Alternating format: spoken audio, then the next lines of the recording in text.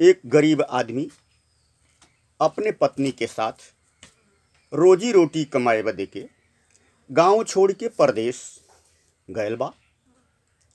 वहाँ कोरोना महामारी के जब प्रकोप भयल तो रोजी रोटी सब बिखर गयल। ऐसे दुखित हो के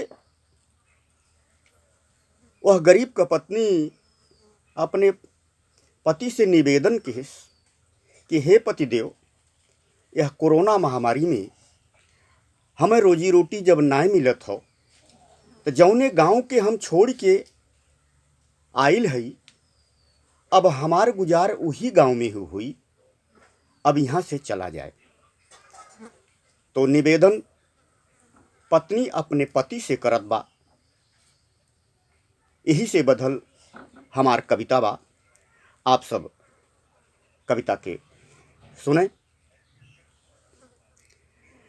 रोज इनारा खनी पनिया बिनु बोली तभी धन ना कसिकोरी, दुई जने में बाटे गति देई हैं भगवान किशोर किशोरी।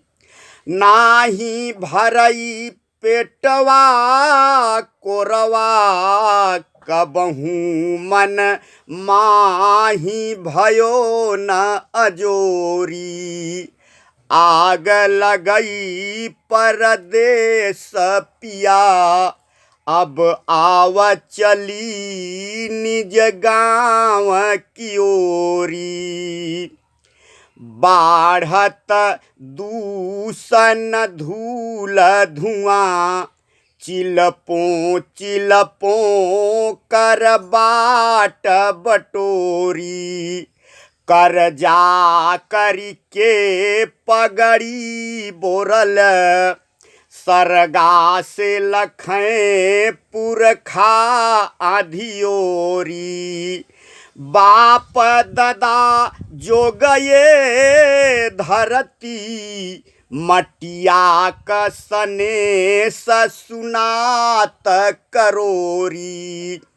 आग लगई परदेस पिया अब आव चली निज गाँव की ओरी। गाइन भैंसिन दूधा दवा उखिया रसवा अमृत कटोरी। फेल मिठाई करई भेलिया पनुआ छमका निंगरा लिटकोरी। पास पड़ोस मिलई मंगनी व्यवहार करई नित जानत गोरी। आग लगई परदेस पिया अब आव चली निज गाँव की ओरी। कुआना का मिली फरचा पनिया बलटी कन लाइन न झकझोरी। पैसा लगई जहाँ सोच बदे पुरवा में कहाँ अपने मजबूरी। निबिया जहवा अमवा तरवा पिपरा पहुँचावत बात बटोरी। आग लगई परदेस पिया अब आव चली निज गाँव की ओरी। भात कमाड़ मिले नमकीन मिलई रोटिया जब घीव चभोरी।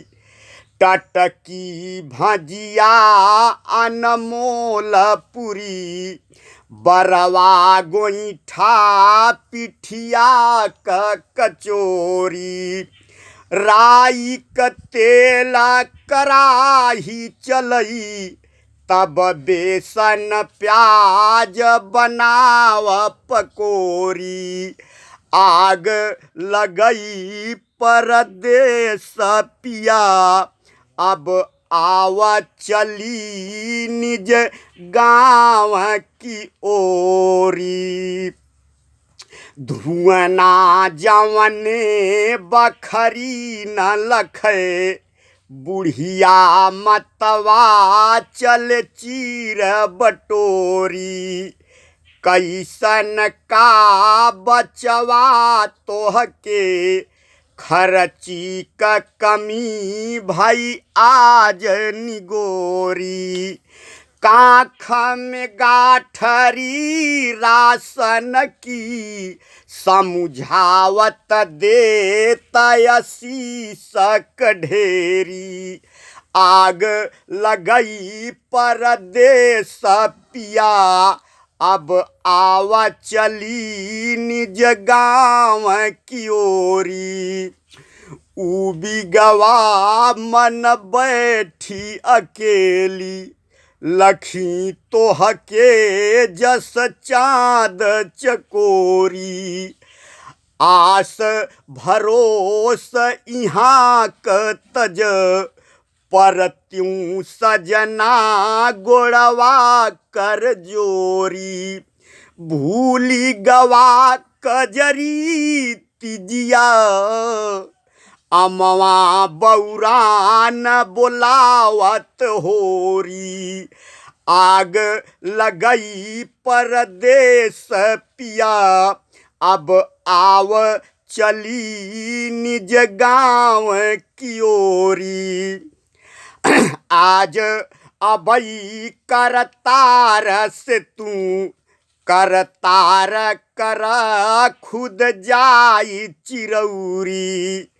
कैला हिसाब किताब सही, मनवा बेईमान बनन अंगेरी। पुण्य पुराकृत जागी गवा, लोटवा थरिया बेचबई बरजोरी।